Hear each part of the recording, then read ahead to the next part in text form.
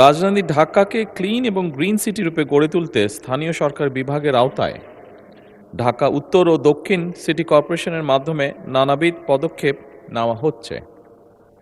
যেমন নাগরিক সচেতনতা ও সম্পৃক্ততা বৃদ্ধির লক্ষ্যে সাপ্তাহিক ভিত্তিতে জনসচেতনামূলক কার্যক্রম গ্রহণের পাশাপাশি বিশেষ পরিচ্ছন্নতা ও মশক নিধন কার্যক্রম জোরদার করার চেষ্টা করা হচ্ছে।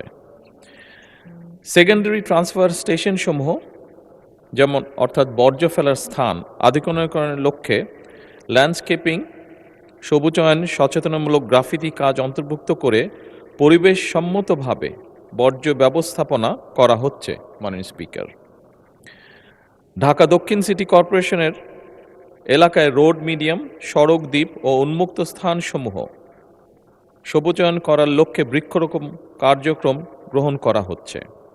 মাননীয় স্পিকার, একই সাথে ঢাকা দক্ষিণ সিটি কর্পোরেশন কর্তৃক কোরিয়া ভিত্তিক বেসরকারি প্রতিষ্ঠানের বিনিয়োগে মাতাইল ল্যান্ডফিলকে সমন্বিত সার্কুলার ইকোনমি ভিত্তিক বর্জ্য ব্যবস্থাপনা এবং জ্বালানি উৎপাদন কেন্দ্রে রূপান্তর করার মাধ্যমে সকল বর্জ্যকে জিরো বর্জ্যতে রূপান্তর করার পরিকল্পনা গ্রহণ করা হয়েছে।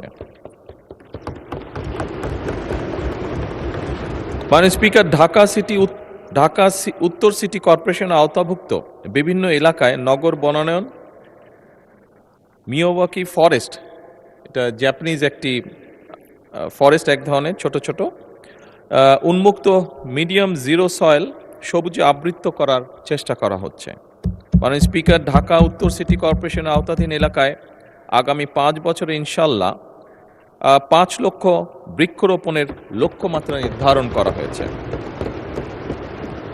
মাননীয় স্পিকার, একই সাথে মেট্রো রেলের নিচের খালি অংশে মিরপুর 12 হতে মিরপুর ডিএইচএস পর্যন্ত এবং এলিভেটেড এক্সপ্রেসওয়ে আবদুল্লাপুর হতে ফার্মগেট পর্যন্ত এই নিচের অংশে খালি জায়গায় বৃক্ষরোপণ করা হবে ইনশাল্লাহ।